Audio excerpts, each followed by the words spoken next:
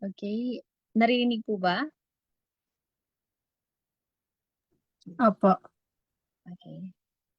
So, good morning and happy Sabat po sa ating lahat, sa ating mga tagapakinig sa Facebook Live at lalong higit sa ating mga kapatiran sa Zoom. We would like to welcome everyone also who have heard these messages, this live stream. And yes, I will be announcing the parts and the participants of this second service, the divine service. After my part, we'll sing our one hymn as our opening song, and then we'll have Brother Rob, Aitken for the opening prayer. After his part, we will hear a special song by Brother Aldri Menjola. And after that will be the message and song by Brother June Apole. Then the program will be closed by Brother Ben Estareja for a closing prayer. And the program will continue as I have announced. And before I leave, I would like to read a passage from the scripture here in Psalms 48, verse 1. Great is the Lord and greatly to be praised in the city of our God, in his holy mountain. So may we feel God's presence and may we continually uh, praise God in our hearts, in our minds as we worship him this morning. Let's play the song for our opening song.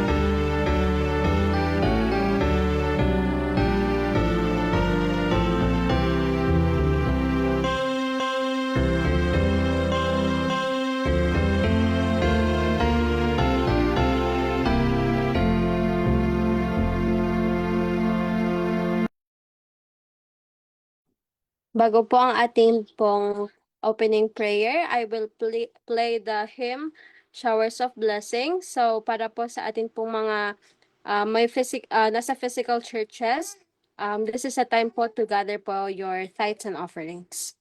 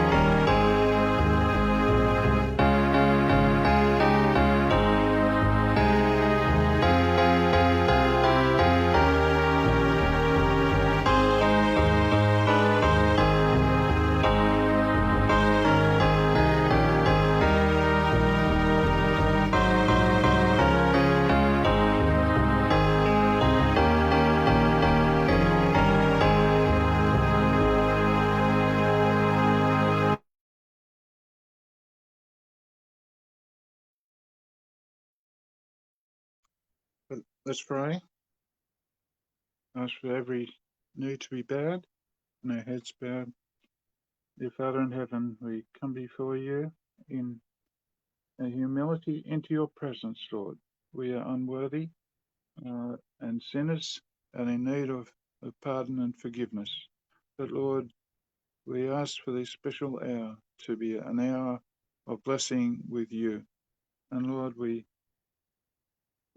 come to you in honor and praise of your might and your majesty and the things that you have done for us and plan to do in our lives. And we ask for your presence to be with us, Lord, especially in our worship and our understanding, interpretation. Lord, we also ask for penitence and a clearer understanding of your word. We praise and we pause and thanks also, Lord, for the blessings that we have had in the past, for the blessings of the provision of food and health and work and the things that we have been blessed with in many things.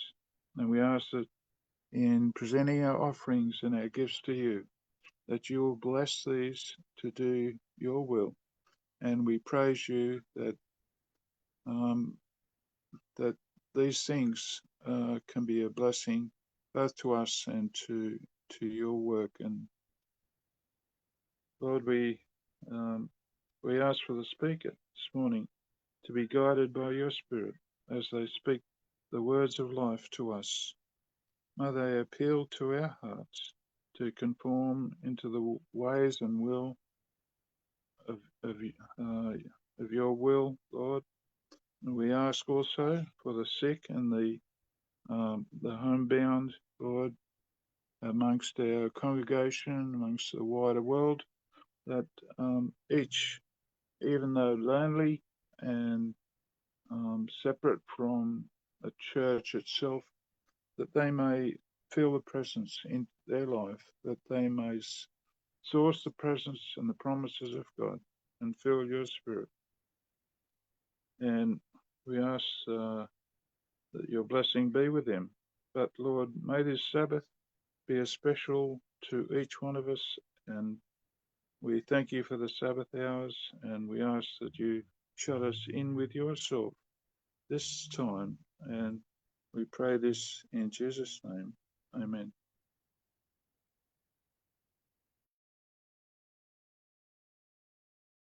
Thank you so much. Let's hear the special song from Brother Alvin Menjola.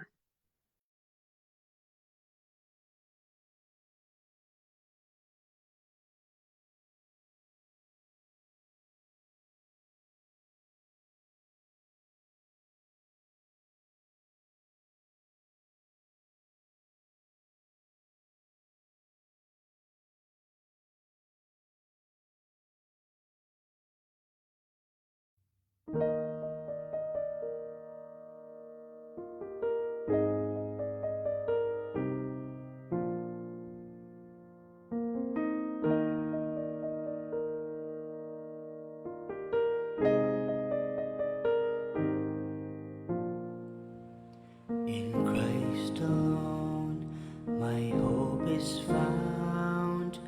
He is my light, my strength, my song. This cornerstone, this solid ground, firm through the fiercest drought and storm. What heights of love, what depths of peace, when fears are stilled, when striving cease. My comforter, my all in all, here in the love of Christ I stand.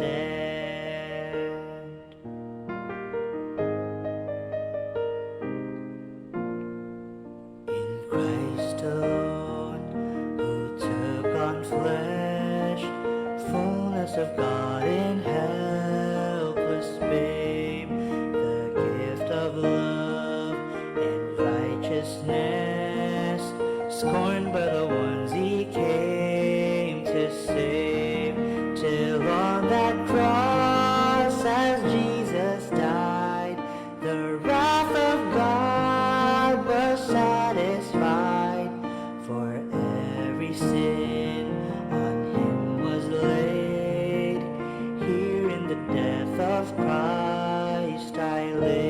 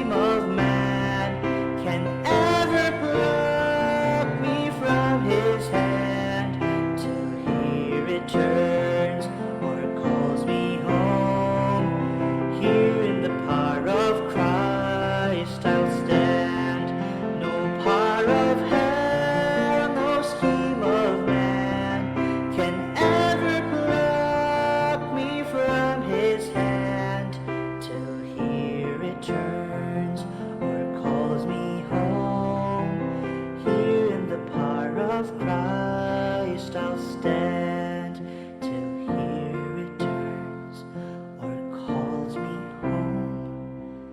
Here in the power of Christ, I'll stand.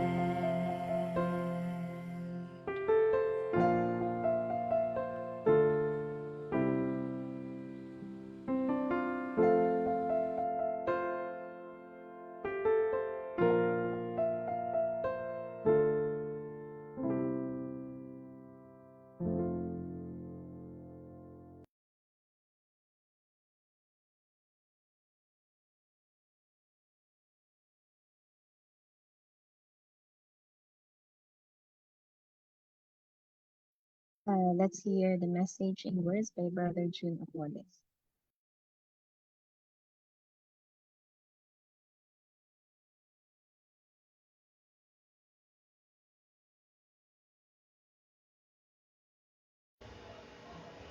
Magandang umaga sa lahat mga kapatid and happy Sabbath.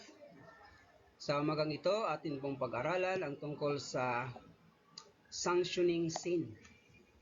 So paano ba natin ma-permit or ma-approve yung kasalanan?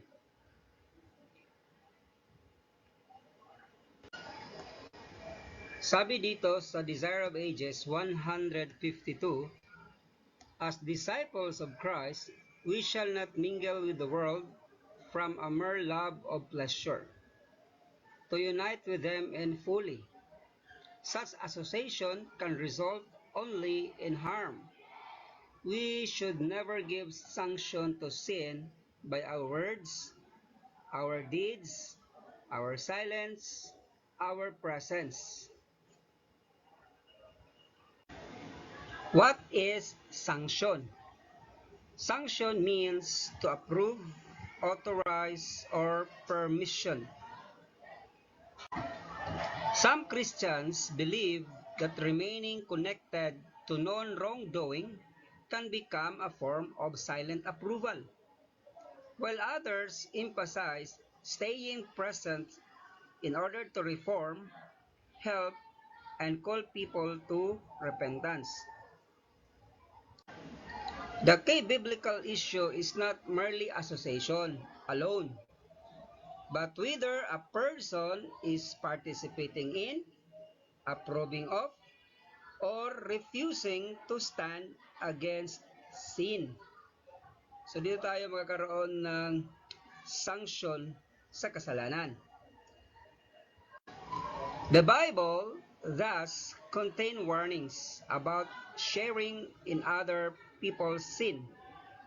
So may nakasulat po sa Biblia na pwede tayong magiging sharer ng kasalanan ng iba.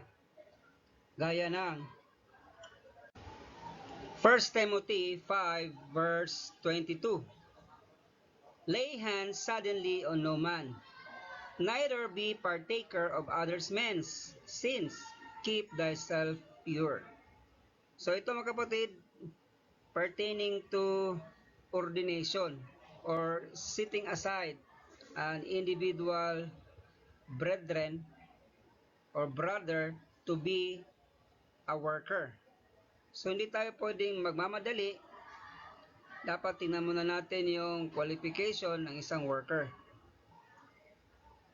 Dahil kapag siya ay natalaga na bilang worker at hindi siya qualified at yung mga ginagawa niya ay hindi sang-ayon sa Panginoon, so magiging partaker tayo dahil tayo ang nag-set aside sa kanya. So, yun ang tinatawag mga kapatid na sanction natin yung kasalanan. Come out from among them and be ye separate. 2 Corinthians 6:17. Kailangan nating umalis, lumabas sa isang grupo na tumataliwas na sa prinsipyo ng Diyos dahil tayo ay magiging partaker. Revelation speaks about not sharing in Babylon's sin or plagues. In Revelation 18 verse 4, and I heard another voice from heaven saying, Come out of her, my people, that ye be not partakers of her sins, and that ye receive not of her plagues. So ito mga kapatid, nagpapahiwatig na kailangan tayong lumabas sa mga churches na kung saan ang estado ay Babylon fallen na. Ang Revelation 14 verse 8, Babylon is fallen. Kaya ito yung babala or warning na there must be a coming out para hindi magiging partaker. So what is the spiritual meaning of the word Babylon? According to Patriarchs and Prophets, page 124, it says there, the term Babylon, which prophesy Revelation 14 verse 8 and Revelation 18 verse 2, applies to the word-loving churches of the last days. Then second, the term Babylon is derived from Babel and signifying confusion. Bakit confusion? Magkaiba-iba ang mga turo. Kaya nakakalito. Then sabi naman sa Great Controversy 381, Babylon is represented as a woman, a figure which is used in the Bible as the symbol of a church, a virtuous woman representing a pure church, a vile woman, an apostate church. So therefore, the church that becomes Babylon is now called apostate church. So from the beginning, yung church na yan ay pure. Once pure, and become corrupt.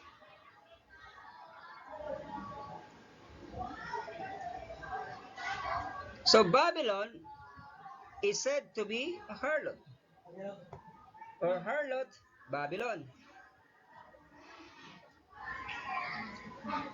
So yung mga churches na tinatawag na Babylon, ang sabi ng Panginoon sa Great Controversy 382, Babylon is said to be the mother of harlots. By her daughters must be symbolized churches that cling to her doctrines and traditions.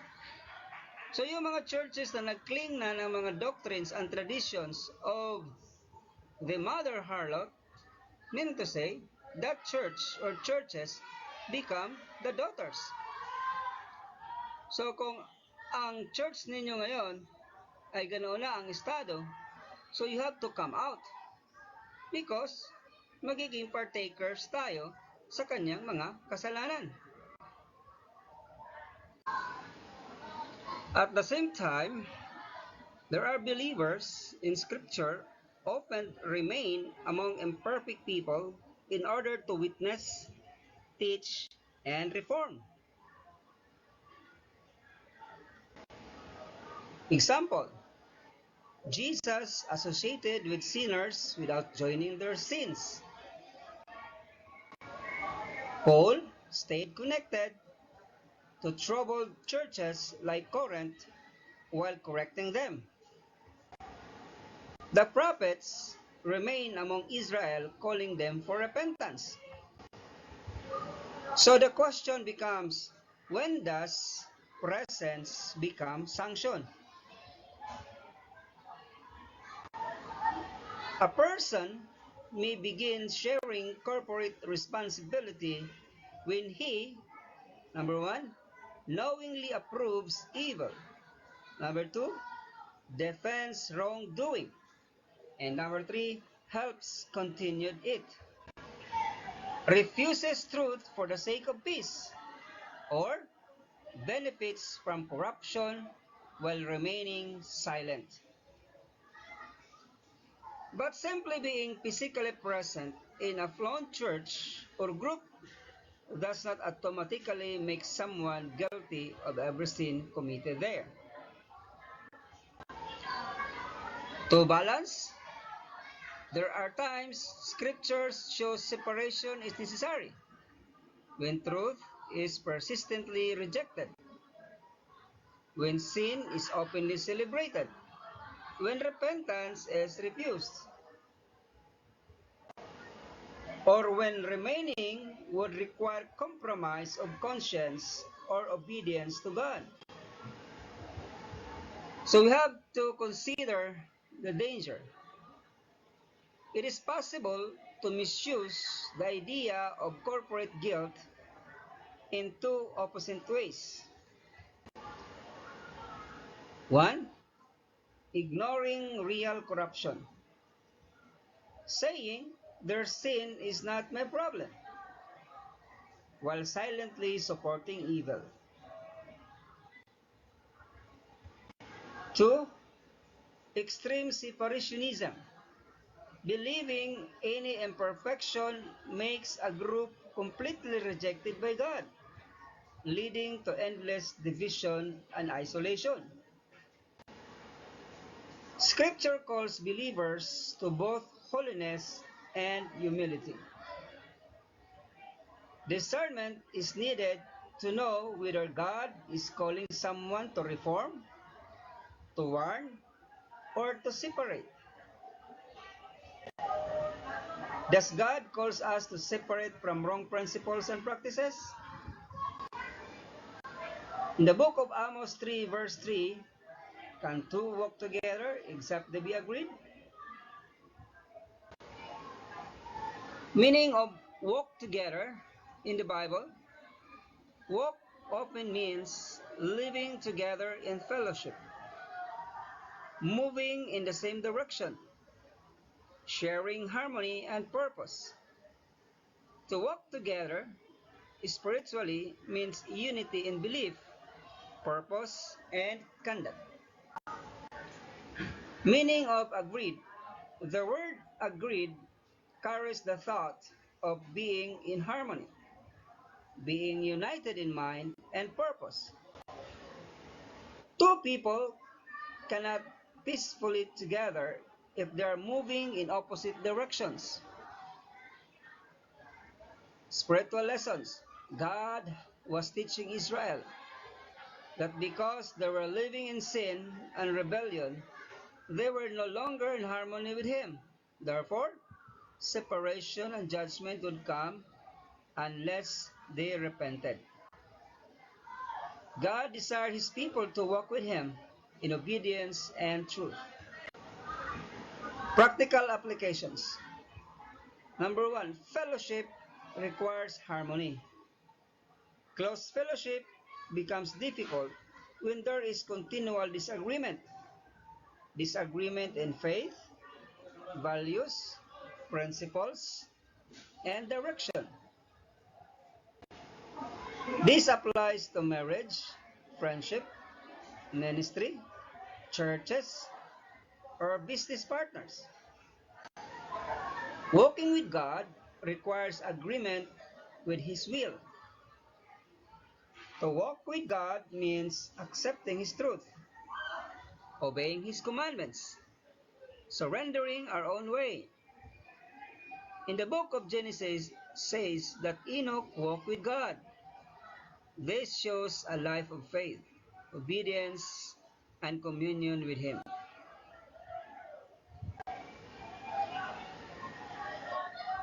Jesus prayed that His followers might be one, but we are not to sacrifice the truth.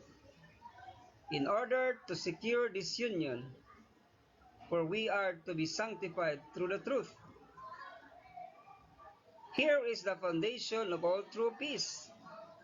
Human wisdom would change all this, pronouncing this basis too narrow. Men would try to effect unity through concession to popular opinion, through compromise with the world, a sacrifice of vital godliness. But truth is God's basis for the unity of His people. Number three, unity must be based on truth. Biblical unity is not merely stating together outwardly. True unity is founded on truth, righteousness, love, obedience to God. Unity through concession. What concession means? A concession is yielding a principle. remaining silent about error, compromising conviction, lowering standards to maintain harmony. Sometimes concession is harmless in minor matters, like preferences, customs, methods, personal opinions. But concession becomes dangerous when it involves conscience, biblical truth, moral principles, obedience to God. Biblical example, wrong kind of concession. Aaron made concession with the people, demanded the golden calf. He yielded to pressure for the sake of peace and unity among the people. The result was apostasy, not true harmony. Pontius Pilate knew Christ was innocent, yet conceded to public pressure to preserve political peace. In both cases, truth was sacrificed, peace was temporary, wrong was strengthened. True unity is based on truth. Jesus prayed for unity among believers, but notice the foundation. John 17, verse 17. Sanctify them through the truth. Thy word is truth. Then shortly after, in John 17:21, that they may be one.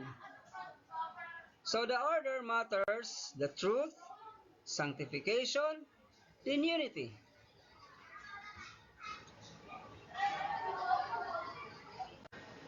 Why false unity is dangerous? When unity is preserved by ignoring error, people become confused, conscience becomes weakened, truth loses clarity, wrongs gains acceptance gradually. That is why many reformers believe that peace purchased by compromise eventually harms the church more deeply than open disagreement.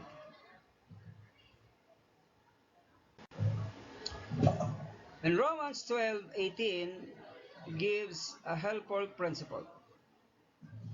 If possible, so far as it depends on you, live peacefully with all.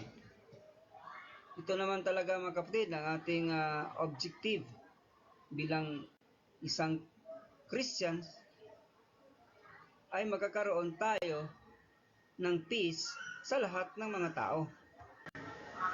In Jude 22:23 shows both mercy and caution, helping some out of error while hating sin itself.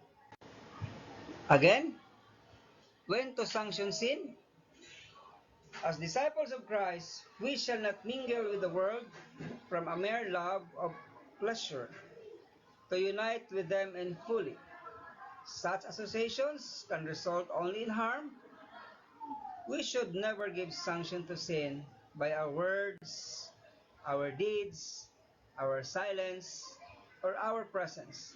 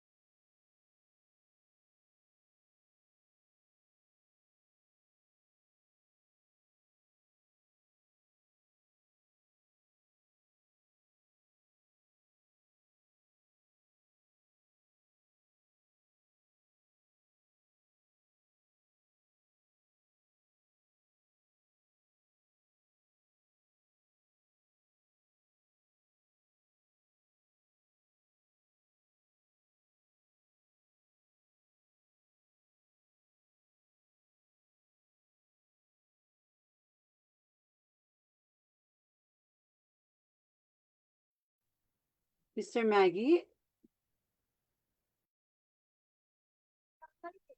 Hello, hello. Alright. Tapos na po ba yun? Go ahead. Yes. Okay. So for our closing prayer, let's have Brother Ben Estarijo. I know, I mean, we'll have our closing song. So let's play our closing song. After our closing song, we'll have Brother Ben Estarijo for our closing prayer.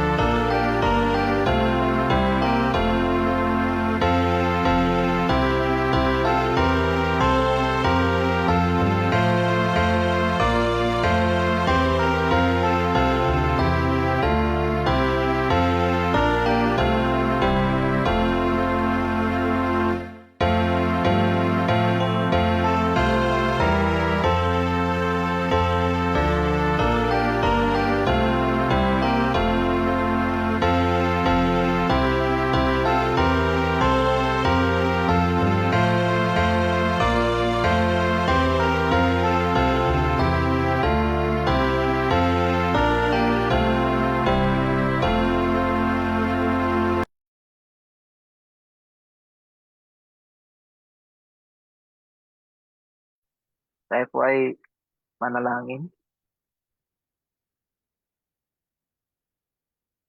Ama namin nasa langit, maraming salamat po sa mensahe na inyo pong pinagkaloob sa amin sa araw ng Sabat na to at kami po ay na-bless.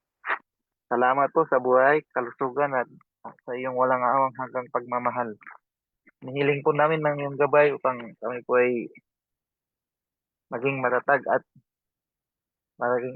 mapanatili namin matatag sa pananampalataya. Pagpalain mo po kami at ang aming pong mga pamilya. Patawarin po kami sa aming mga kasalanan at mga gawang pagkakamali. Ang lahat ng ito ay aming dinadalangin sa pangalan ng aming Panginoong Hesus na aming Tagapagligtas. Amen.